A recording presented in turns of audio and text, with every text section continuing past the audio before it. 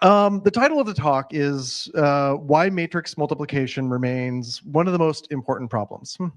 But what I'm hoping to do is to kind of frame this as something to show you why GPU programming is important, and in the context of a very old and kind of simple algorithm, right? And if you haven't been a GPU programmer, then it would be great for you to go and try out Mojo and try out these examples and learn how to do this and learn how powerful this is for yourself firsthand.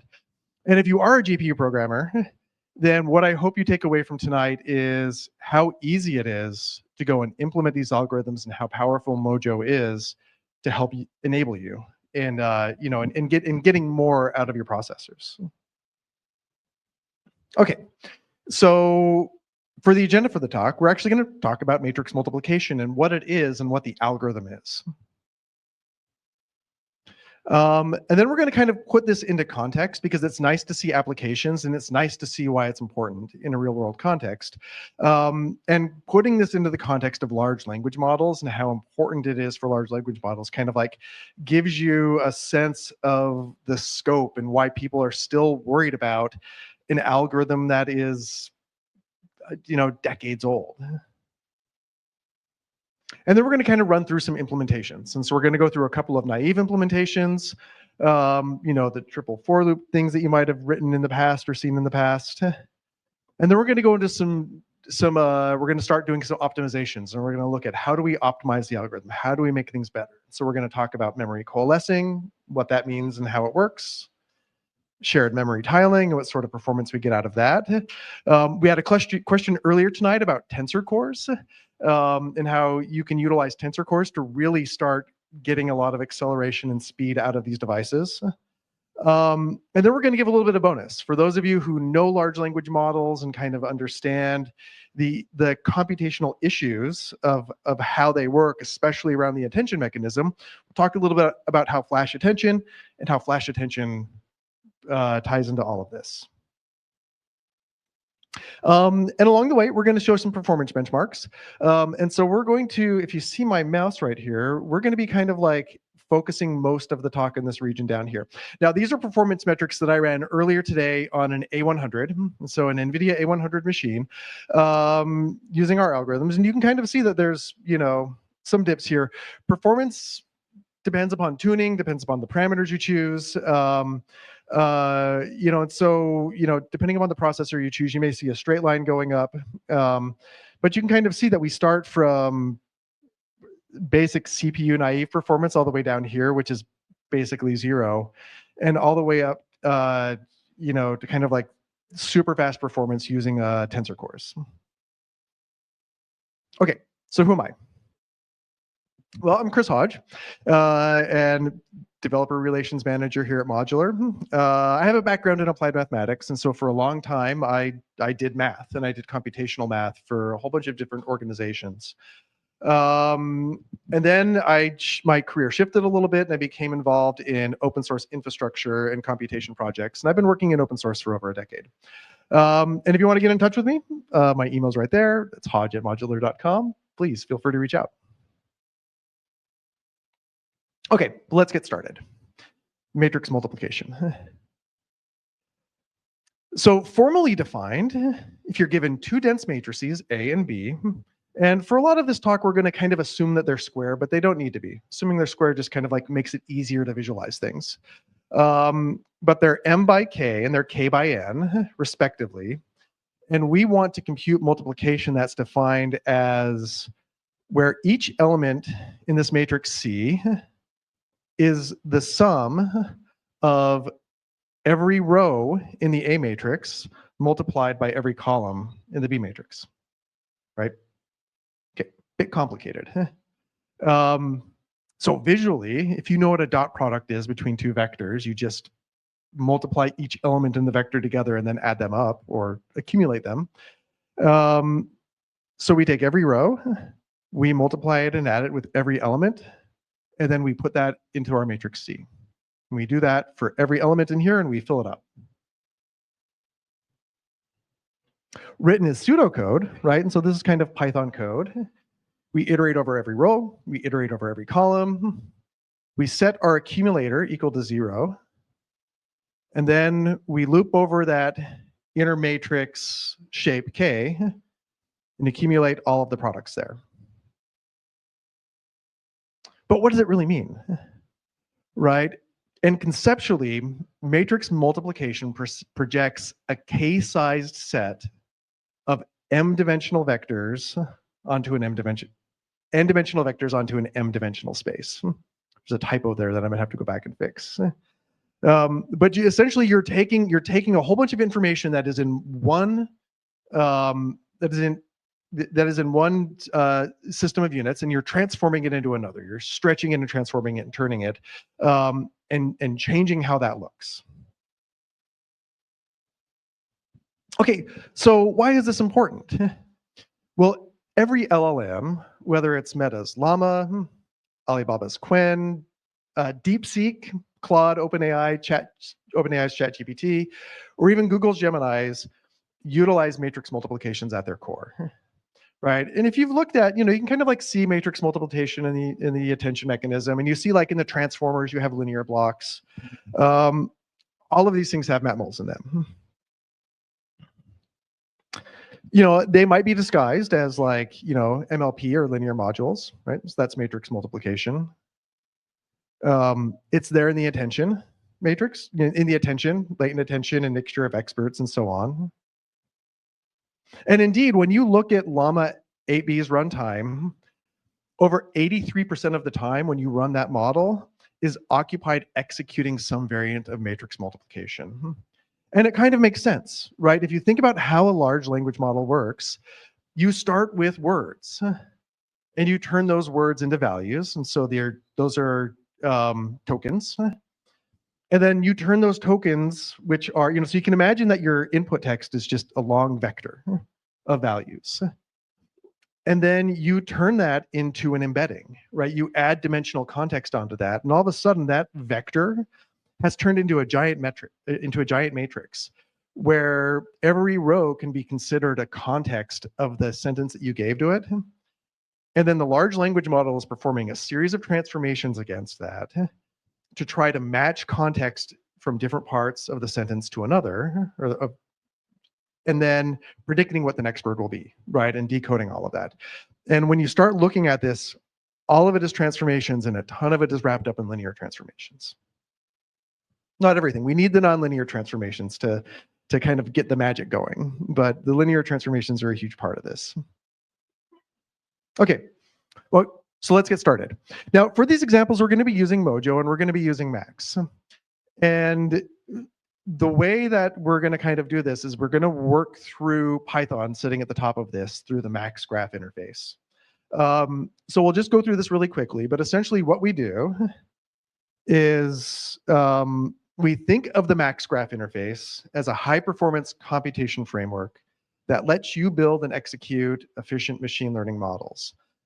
And it gives you a flexible way to define a computational workflow as graphs using a Python API. And so it's how we take the magic of Mojo and kind of lift it up to Python so that we can like essentially meet users where they're at, right? So that we can implement a whole bunch of super fast operators in Mojo, and then we can kind of expose those in Python for you to work with. And so if we look at the code, this is just kind of, a little bit of scaffolding here. We define a matrix multiplication operation, which will take in 2 tensors, and then we tell Max Graph where we can find our custom kernels, and then we define a graph where we take in 2 tensor types as our inputs. We point it to where our custom Mojo kernels are. And then we define an output as a custom op. And you don't have to understand what all this code is, right? I just want to show it to you so that you understand where we're coming from. And as we define these operations, the Max Graph library is going to be able to dynamically compile them. So you don't have to go out and write any sort of your own scaffolding, your own make files, anything like that you might have to do in C++. the max Python interfaces will handle this for you. Go out, compile the Mojo code. It will load it in, and it will run these operations. All right, so I just wanted to give you a flavor of like kind of what that looked like from the Python side of things. But let's get to the real meat of this. Let's start implementing some kernels. And we're going to start with the naive matrix multiplication in Mojo on CPU. We're going to go back and we're going to implement that that pseudocode, those 3 loops, and we're going to do it on a CPU, so we can kind of get a baseline. All right. So how do we start out? We create a Mojo function, and it looks a lot like a Python function. We define our output as a managed tensor slice, and this is just, a type inside of Mojo that allows that, that kind of, manages your memory for you and kind of allows you to create and use tensors in an efficient way.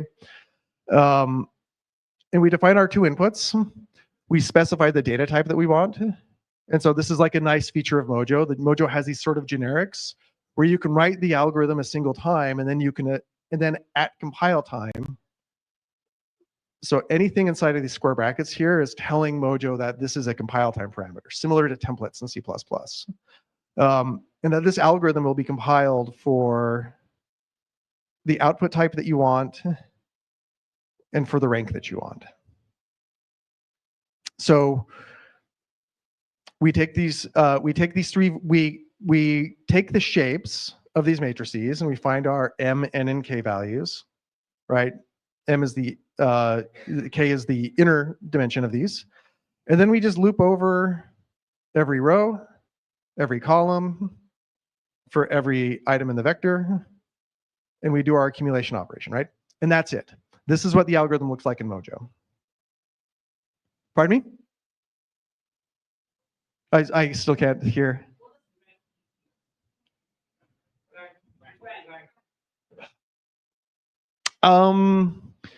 So this is, Brad, you'll have to help me here. This is the output rank of the tensor.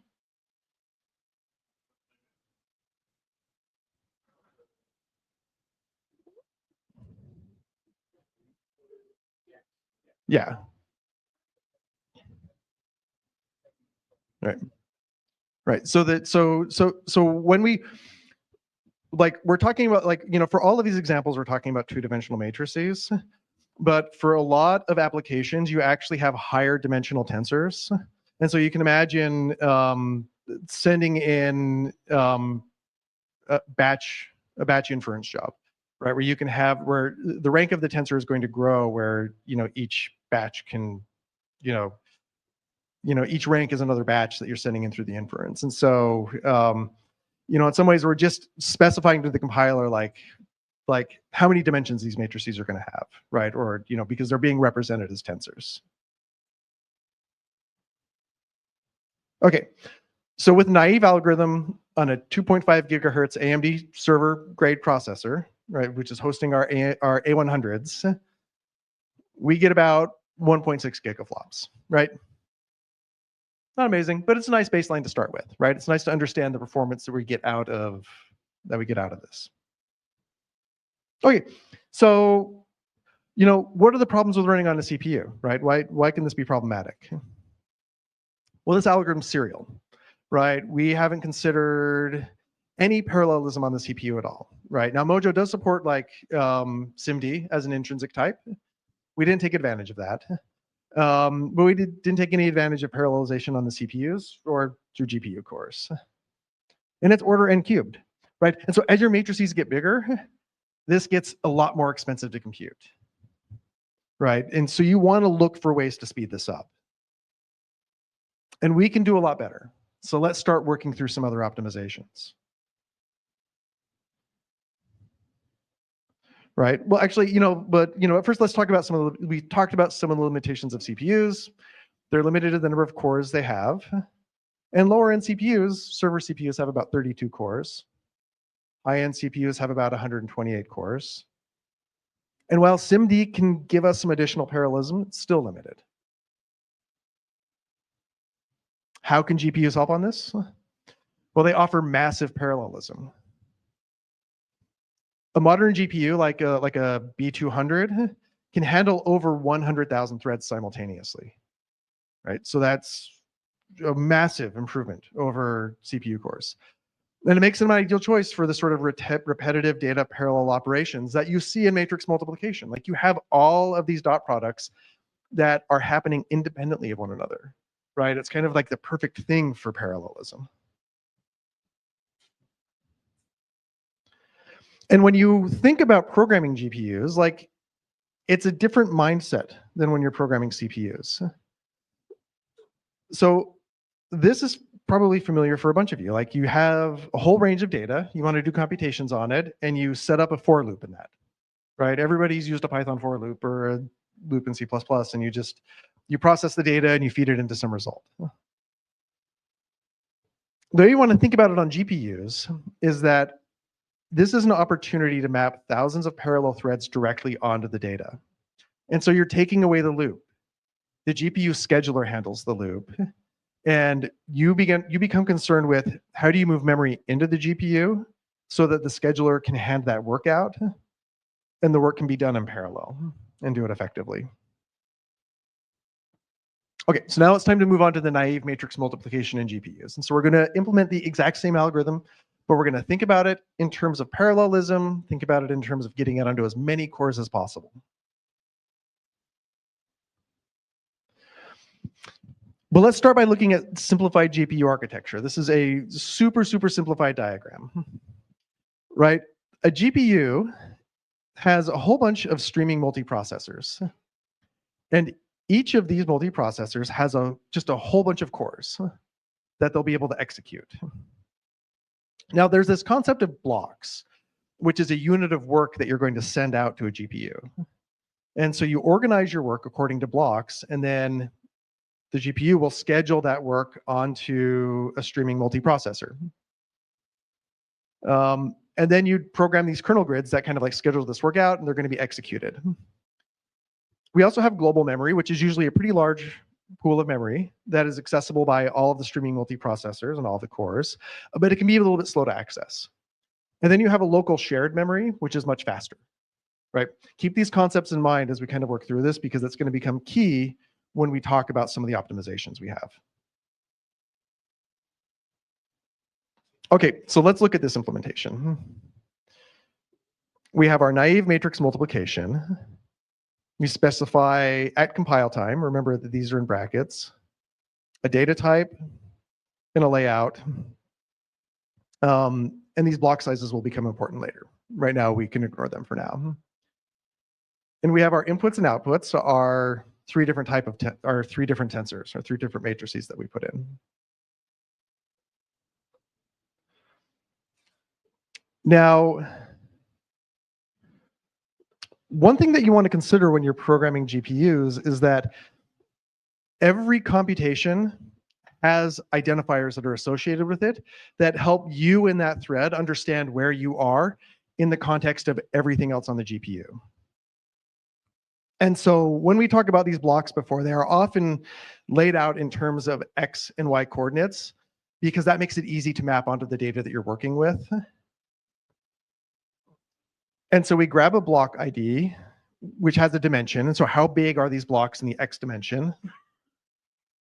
We multiply that by the ID of the block that we're on. And so that puts us into an X location on the grid, along with a thread ID, right? And so this specifies a row that we're going to do the computation on. And similarly, we do this for the Y dimension of our block.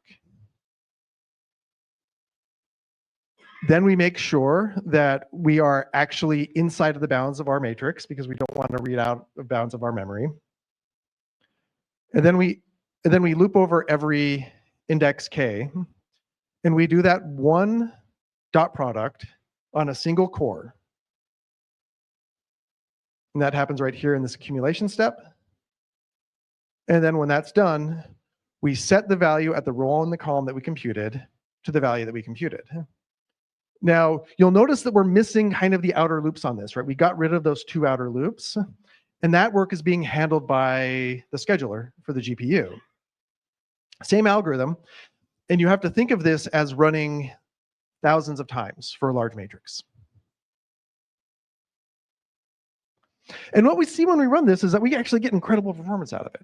right? I mean, already almost 1,000 times better. Like, just by using the exact same naive algorithm and going from a single core to thousands of cores. But we can actually do better, right? Because we're actually not utilizing the memory available to us as well as we can. And so our next optimization is improving memory access with memory coalescing. Okay, and to understand coalescing, we need to understand warps. A warp is a concept kind of on NVIDIA GPUs, but it's common to like other GPUs too under different names, where they're groupings of 32 threads in a block. Right, and so a block is divided among, has multiple warps that are 32 threads each. And the characteristics of these are, first of all, is that with an asterisk, threads in a warp will always execute the same code, right? And so you can get them to work in lockstep with one another. The second is that sequential memory access by threads on the same work can be grouped and executed as one. And so remember back in our last algorithm, we had to go out and we had to grab all of the memory. We had to grab all of those values from our global memory and bring those onto the thread. What we're going to see is that we didn't do that in a very efficient way, and that we can improve the speed of our algorithm by improving that memory access. And you can think about it like this. When a warp is reaching out, and so you can think of this as a warp, and I know this is only 8 units wide. Normally it would be 32, but we wanted to fit a couple warps on the screen here. When it's reaching out to memory, this is the global memory, it is able to if all of the memory in these operations is together consecutively, it's able to pull 4 of these in at once, right? So it can pull them in, and it can turn 4 memory load operations into 1 memory load operation, just because of the way that we've laid out the memory and the way that we're accessing the memory. In our previous implementation, this wasn't our memory access pattern at all. We were reaching all over memory to grab different parts of it. And so it meant that we were accessing memory in kind of like one of the most inefficient ways possible. So with this in mind, keeping in mind that we want to have consecutive memory access when we're doing this coalescing operation. Oh, and this is actually kind of like, this is a nice illustration of what the memory access looks like. And so in this naive kernel, you can think of every one of these bars as threads that are running on a single warp, right? And so this is running on a warp, this is running on a warp, and this is running on a warp. Memory is laid out row major, and you'll notice that on every warp, none of these memory accesses are consecutive, right? There are large strides between these, and so we can't take advantage of coalescing. And similarly, on this column here, we're jumping through memory, and so there's no memory coalescing here. And so with each of these computations running on different threads in the same warp, there's no benefit, right? You're not getting any memory benefits from that. But if you reverse that, because the nice thing about linear computations is that you can do the computation in any order that you want. If you switch this so that on one warp, you're always reading across the same column, you're preserving memory access across that row. And then here, when you're doing the dot product on the B matrix, if you're loading the memory into the warp sequentially across here, then you can start taking advantage of memory coalescing. Then you get tremendous advantage. So what does this look like in code? Can anyone spot the difference? Right? I know that it's like, if you look at it, it's the same algorithm, basically. The big difference here is that we swap our block IDs, right? For the rows, we're instead accessing against the Y dimension of the block. And for the columns, we want to access sequentially across the X dimension of the block. And so the Y dimension is going to change more slowly. This X dimension is going to be sequential across each warp. And so, to kind of like make it, to make it a little more, these are the only differences here, right? we're accessing the blocks here across the X dimension, blocks here across the Y dimension. We just flip that around. And when we implement that algorithm, we get a significant performance boost, right? We go from 1444 gigaflops to 2663, right? And so from that one change of how we access memory, you've accelerated your computation even more. All right. This is actually why it's nice to be able to like work through these examples and kind of follow through this, because it gives you an intuition of how GPUs work and how you can write optimal algorithms and how you need to kind of start shifting your thinking from traditional CPU-based programming to GPU programming. But we can do even better. And I actually think that as you're kind of learning about like matrix multiplication and GPU programming, shared memory tiling is kind of one of the most important concepts that you can pick up. Okay, so up to this point, all of our kernels have loaded data directly from the global memory, right? And we talked about that a little bit before, that access to global memory it's easy, but it can be a little bit slow. And each streaming multiprocessor has shared local memory, which provides much faster access to blocks, right? So if you can preload memory into there and you can utilize that, it's a smaller memory bank, and so you don't have the flexibility to just grab anything you want. But if you can do your computations from there, you can accelerate your computation, right? So going back to our simplified GPU architecture, we want to start moving data. We want to move data from the global memory to the local memory, and then we want to do the computation from the local memory. And so the idea here is you copy chunks of tiled memory, computing portions of the matrix multiplication, right? Previously, we were doing an entire computation on one thread. And instead, we're going to take tiles, we're going to take these chunks, we're going to do portions of the computation, and then we're going to iterate over these blocks, and we're going to accumulate the final result into C after we've done that blocked computation. And hopefully you're keeping up, hopefully you're kind of like getting the high level ideas of this. I'm really hoping that I'm priming you for all of this. We have documents that cover all of this, examples, tutorials these are drawn directly from, and so you can go home and try this yourself. Okay, so this is where these block size indexes were coming in from before, right? We saw those before on an implementation, and this is where they're coming into use, right? We're going to specify the size of the blocks across each M, N, and K dimension that we're going to be tiling against. We then compute a block index that we're in, right? And so our rows and our columns are going to be based off of kind of where we are in the block. And so we do this by taking the floor division of that and also the remainder division of that. We're also going to allocate a tile. And so this is some special magic that we have in Max, where we're going to have our destination data, right? So this is the size of the tile that we're going to be writing data into. And then here's where we allocate our shared memory. And so we have this thread builder, which takes a type here. We specify the type of matrix that we want to build, and so it's going to be row major.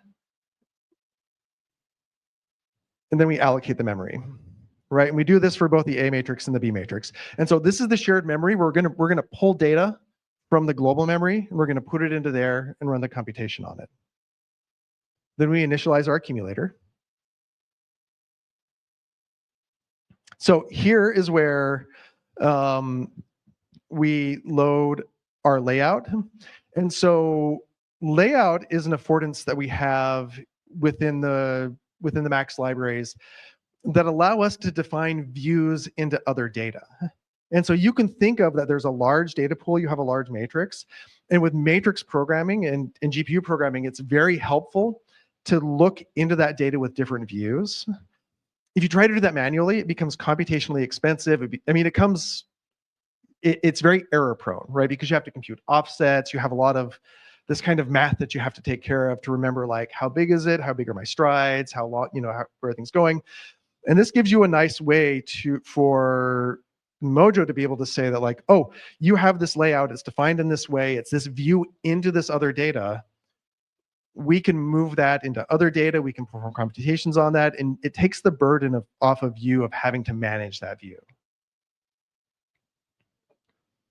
Okay, so we get the tiles of A and B for the computation, and so we pull this from the memory. We pull this from the global memory into the SRAM, right? And so this is a this is similar to copying data. The NVIDIA CUDA has an operation that does this. This is very similar to that. Now, because we want to make sure that every thread has access to this data, we need to make sure that we do an asynchronous copy and wait all on that, and then synchronize all the threads so that they can run at the same time. So we want to make sure that all of the memory across all of the threads that we're running is consistent. Right? So this is another aspect of kind of like this parallel programming, is like when we're having the shared memory, everybody needs to have the same view, right? And so we want to synchronize that. And then we run our loop.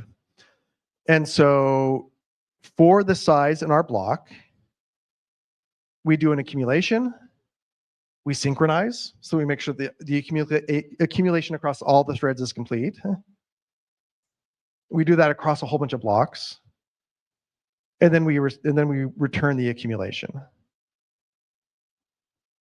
And once again, we see a huge jump in performance based off of this. Like it's by going from global memory access to batching the memory motion into the shared memory and working on that from the much faster memory. We almost have a factor of what is this, 1.5, 1.8? Right. Okay, so one thing that I wanted to talk about, and there was a question earlier about, is about tensor cores, right? GPUs just don't kind of have these individual cores. They also come with tensor cores that are optimized for matrix multiplication. And it's beyond the scope of this talk to dive into it much deeper, but it's important to note that all of these examples are using traditional GPU programming techniques. And so, right, so we're using the cores on and not the tensor cores.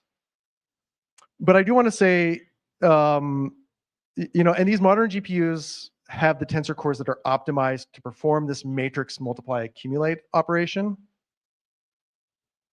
And Max actually contains interfaces that makes it more ergonomic to program these dedicated hardware units.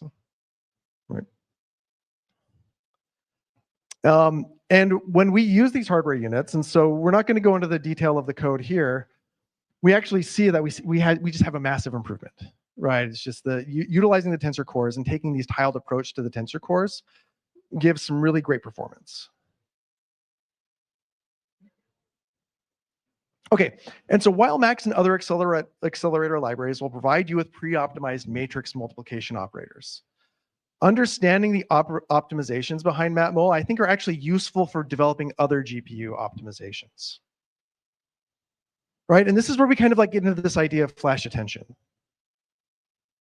So if you look at the attention mechanism in large language models, they consist of several matrix multiplications. And so typically on these diagrams, you read from the bottom up. The data flows from the bottom up. Your Q and your K go through a matmul, your Q and your K computations. There's a scale, a mask, and then there's a softmax in here, right? And the softmax is a nonlinear optimization that takes kind of like, it's almost like an exponential average to kind of like create more of a probabilistic view into what are the most relevant items in that, but it's nonlinear, right? So a lot of what we talked about the linearity and being able to shift those operations around doesn't hold anymore.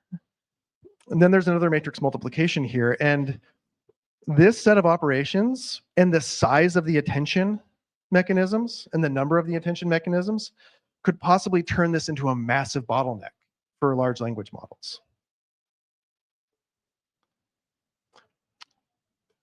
But to address this, right, so there's this idea if you had to materialize that entire thing, it would just slow everything down.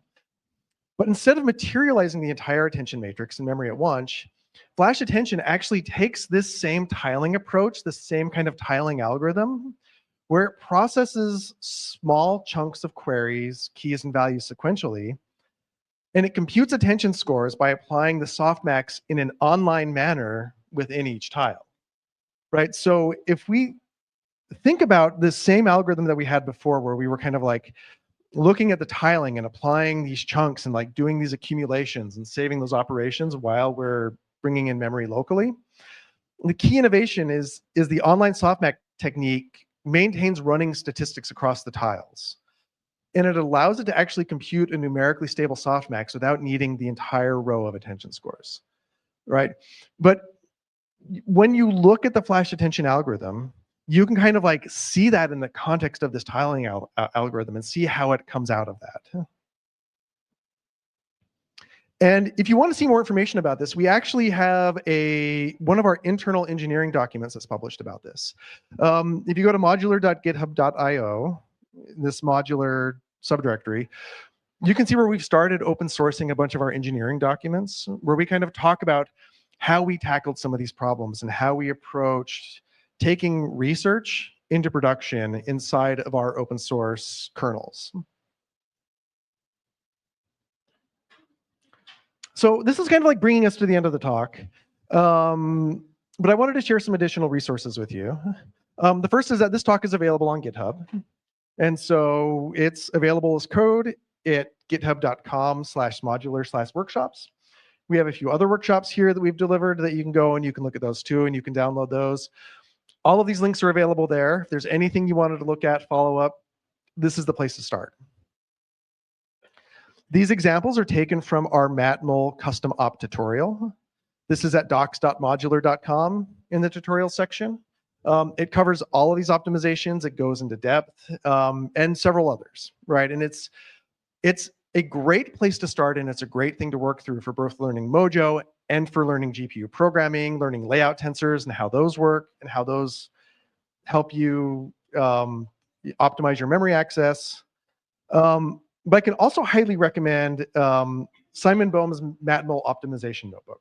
This is kind of a classic piece that goes through all of these optimizations and really gives like some incredible detail about how every one of them works within the context of the hardware.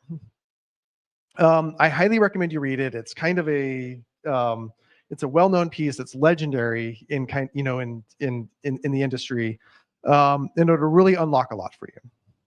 And finally, we would love for you to join the Modular community. At modular.com/community, we have a ton of links to our forums, to our Discord, to our GitHub. We would love to see you there, answer your questions, help you solve your problems if you want to contribute. We've got great swag for contributors. And I want to say too that a lot of this talk was drawn from these resources, right? And so some of the diagrams came from Simon's blog, came from the custom ops tutorial. All the code came from the custom ops tutorial. And we're also excited too, Chris alluded to this in his talk, that tomorrow we're releasing the first part of a 4-part blog series about how we wrote matrix multiplication, optimized matrix multiplication for Blackwell. And we were able to build out a state-of-the-art algorithm in just 8 weeks. It's an incredible deep dive. It actually starts from the naive algorithm with tensor cores, and it goes from there. And it's going to be an incredible read, and we're really excited to share it with you. We're also hiring, right? If you want to be a performance engineer, or you want to work on kernels, or you want to work on models, we have a ton of roles open.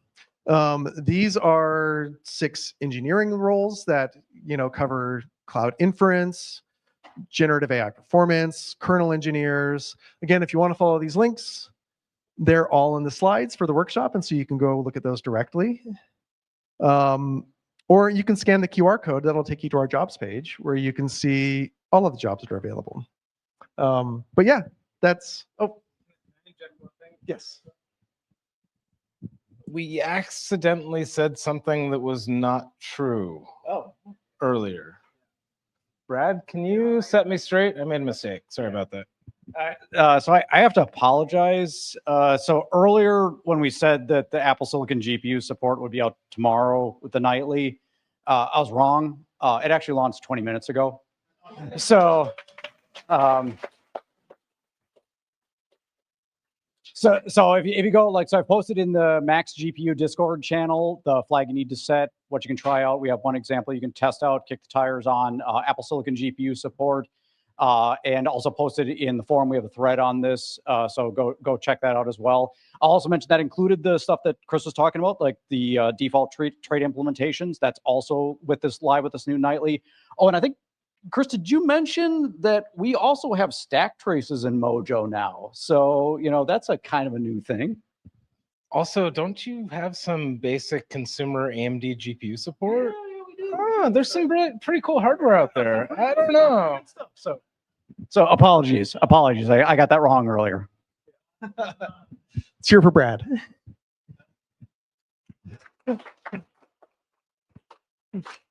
Yeah. In all these examples, so we have a ton of consumer GPU support right now.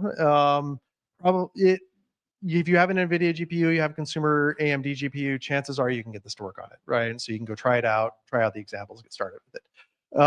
But questions? Yes.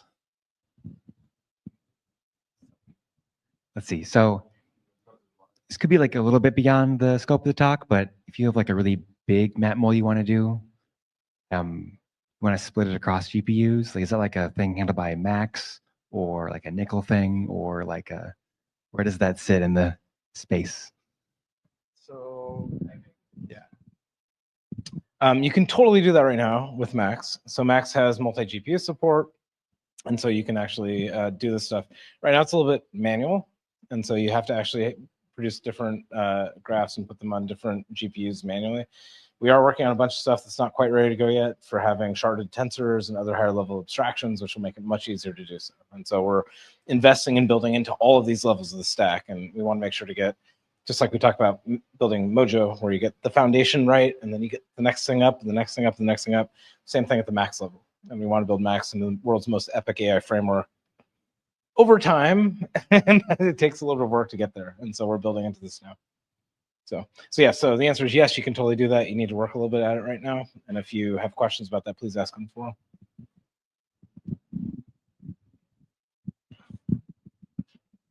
them. Yeah, thanks for walking through the Mojo GPU kernels. So I see there is like features like thread ID and block ID, which is exposing like GPU, architecture, like very, very low level features. Also see there is like tensor and layout. So I wonder is like comparing with like CUDA, is there all those CUDA low level features exposing through Mojo, and also those higher level like layout tensor, are they a language feature or they are some library interface implement on top of Mojo language? Yeah, that's a great question. So for the devices, it's hard to get away from like the lower level, architecture, right? You need to know what thread you're on. You need to know what block you're a part of, right? And it's built into the architecture of the device, and it's also it's just like it's how we think about, right? It's how we reason about this, and it's a very effective programming model.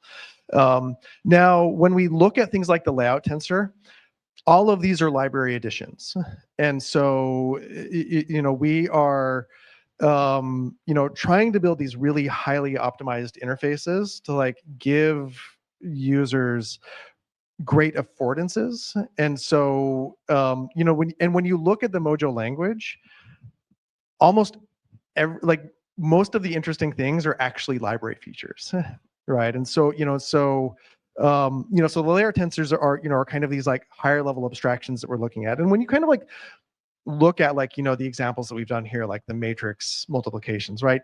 Chances are, unless you're bringing up new hardware, you're probably not going and writing your own matrix multiplication, right? Libraries. But so we also include a bunch of highly optimized operators as part of the Max framework, so that you get matrix multiplication, you get softmax, you get layer norms, like you kind of get all these things that you need to build applications. But we try to make it so that they're generalizable both across the CPU and the GPU. And you'll even see that like in a lot of the examples that we give, like we actually test to see if the CPU is there or the GPU is there, then we fall back to the CPU. And a lot of the examples work just fine, right? Without really any modification.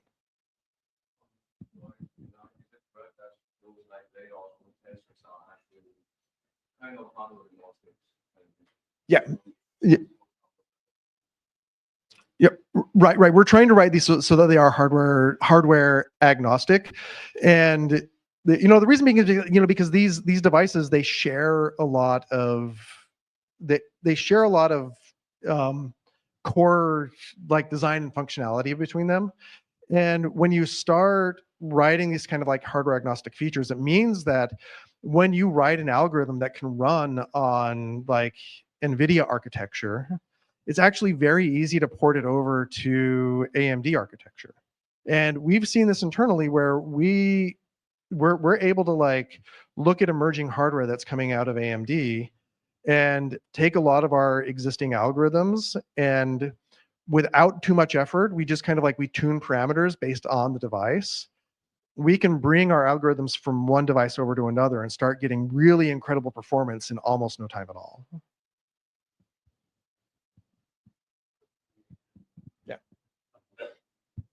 And if I may add, on the specific question about layout tensor itself, layout tensor is defined in the library, and layout tensor is really kind of only possible with the compile time meta programming capabilities you have in Mojo, that you can at compile time go and handle these layouts for arbitrary architectures, arbitrary devices, and work with that. So you can actually see, if you go to look at our layouts module, you can see the full source code for layout tensor. There's no magic beyond just compile time meta programming written in Mojo for Mojo.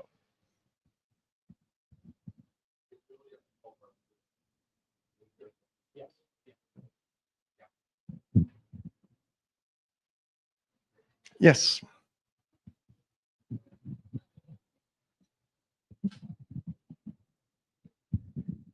As a follow-up to the last question, so NVIDIA cards and AMD cards, they're kind of close in architecture. How do you look towards supporting architectures which are different, maybe like Cerebrus and Grok, where you don't have HBM as much, and they're focused on SRAM?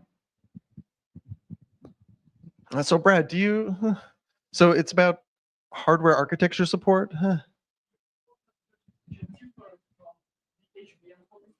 Uh-huh. And like big chips like Cerebrus, which are focused on SRAM. Okay.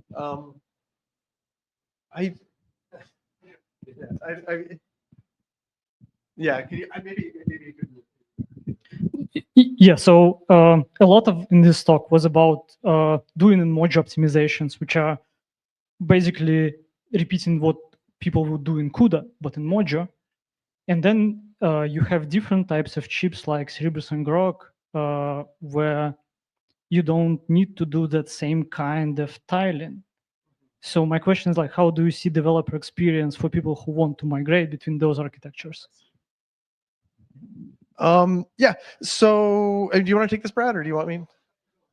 Yeah. So, I mean, I think that like, maybe if I understand the question right, I think like maybe like a good example of this is like Apple's Metal architecture, right? Where you have everything is on a chip and it has shared memory. And so you don't have a lot of these memory movement operations that you have to do. Right. And, it means that you can't really get away from having to understand the architecture that you're working with at some level.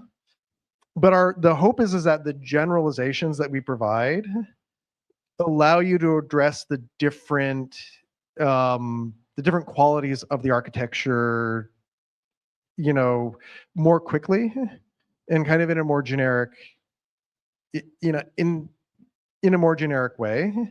And so part of this is as the Mojo language grows right now, like right now we're really focused on these kind of like traditional GPU accelerators, but we want to be able to open the language up more so that, if you have a different architecture, you're actually able to provide a driver. So kind of like an engine that like allows Mojo to target that platform. And if you handle the intrinsics of targeting the platform at that level, then you should be able to leverage the kind of like generic properties of things like the layout tensors to write effective algorithms that match the memory layouts that you would expect on these other sorts of accelerators. Does that answer your question? Is that kind of